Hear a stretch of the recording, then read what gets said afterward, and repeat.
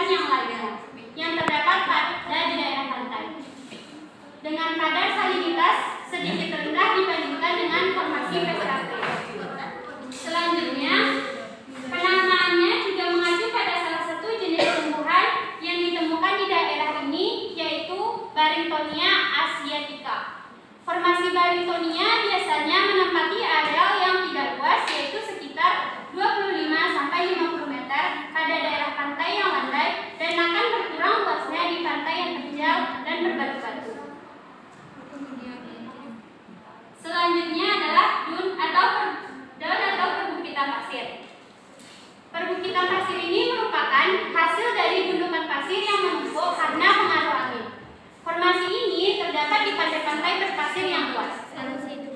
Spesies tumbuhan yang tumbuh di bukit pasir bervariasi tergantung pada iklim, stabilitas bukit pasir, kimia tanah, dan geografinya.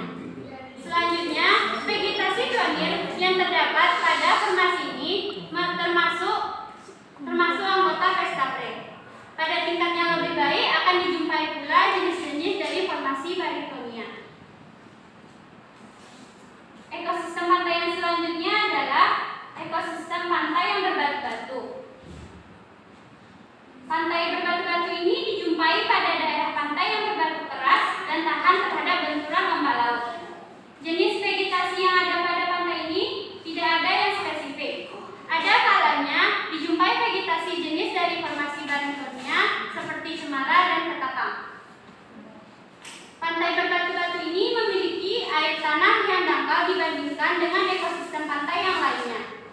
Pantai berbatu-batu juga menyediakan tempat menempel yang baik untuk biota sehingga biota tersebut dapat berlindung dari benturan ombak laut. Selanjutnya, ekosistem pantai selanjutnya adalah hutan air payau. Hutan air payau ini merupakan tempat tertinggi yang dapat dicapai air sungai di waktu pasang naik yang dapat dijumpai di daerah daratan dan hutan mangrove. Biasanya terdapat di daerah pantai dengan batas pasir yang terbawa ombak dan terbentuk oleh arus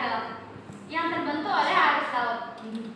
Hutan air payau ini ditumbuhi oleh vegetasi yang dominan seperti nipah, dan gambarnya dapat teman-teman lihat di dalam PPT yang ini. Selanjutnya ada jenis palem yang spesifik yang tumbuh pada hutan air payau, yaitu palem kurma. Nah, itu yang ini.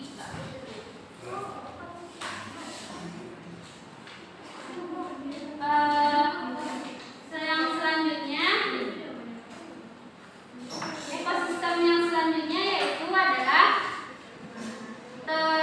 tentang terumbu karang. Terumbu karang merupakan ekosistem lengkap dengan struktur tropik yang tersebar luas di perairan dangkal. Pada terumbu karang terdapat produsen pertama yang sangat banyak, yaitu berupa ganggang. Ganggang ini melakukan proses fotosintesis dengan cepat, di mana hasil proses fotosintesis tersebut sebagai sumber energi bagi binatang karang. Sebaliknya, ganggang memperoleh nutrium dari binatang karang dalam bentuk kotoran. Selanjutnya, dalam proses fotosintesis ini ada beberapa jenis karang yang berperan dalam terumbu karangnya. Yang pertama yaitu ganggang endozoik yang tergolong Dinoflagellata yang berfungsi untuk mempercepat pembentukan kerangka karang. Selanjutnya, ganggang filamen yang kaya klorofil. Ganggang ini memberikan warna yang hijau-hijauan pada masa karang yang hidup. Selanjutnya, ganggang kerangka atau skeletal alga, termasuk anggota Chlorophyta atau ganggang hijau. Selanjutnya adalah bakau. Bakau merupakan ekosistem yang lebih spesifik jika dibandingkan dengan ekosistem lainnya, karena mempunyai vegetasi yang seragam serta mempunyai tajuk yang rata dan selalu hijau. Pohon-pohon mangrove ini adalah halofit. Halofit itu artinya mangrove ini tahan akan tanah yang mengandung garam dan genangan air laut. Yang ketiga, akar pohon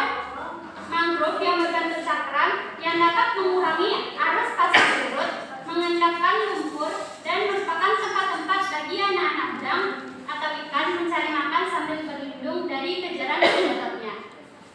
Ada pula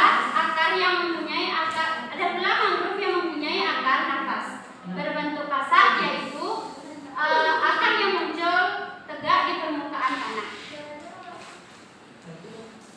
Selanjutnya, zona hutan mangrove.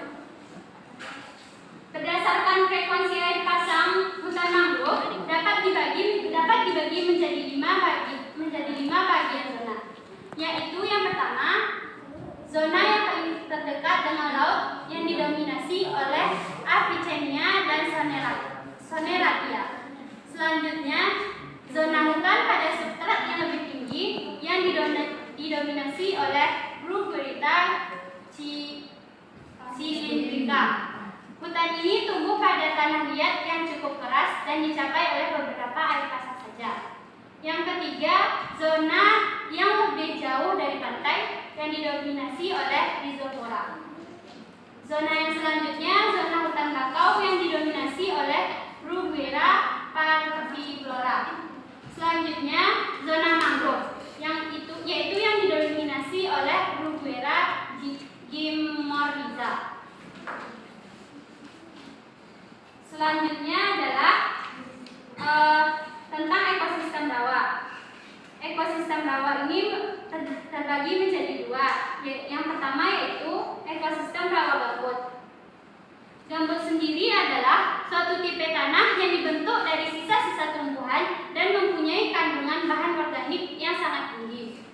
Selanjutnya, ekosistem rawa gambut ini ditumbuhi oleh vegetasi yang spesifik atau yang mempunyai ciri khas, sama halnya dengan hutan rawa. Daerah di antara hutan rawa dan hutan gambut disebut hutan bergambut. Selanjutnya, hutan rawa dan hutan gambut terdapat pada satu daerah dan biasanya hutan gambut merupakan kelanjutan dari hutan rawa. Di samping itu, terdapat perbedaan antara hutan gambut dan hutan rawa, yaitu hutan gambut mempunyai lapisan gambut yang tebalnya sekitar 1-2 meter, sedangkan hutan rawa tebal lapisan gambutnya hanya sekitar 0,5 meter. Gambut dapat diklasifikasikan atas dua bentuk. Yang pertama yaitu gambut ombrogen. Gambut ombrogen ini adalah yang umum kita jumpai. Banyak ditemui di dekat pantai dan kedalaman gambutnya mencapai 20 meter.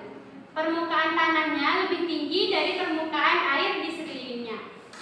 Dan yang kedua gambut topogen, yaitu gambut yang jarang kita jumpai.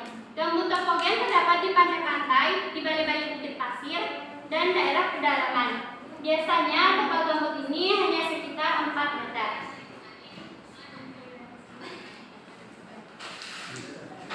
Dan yang terakhir adalah ekosistem rawa air tawar.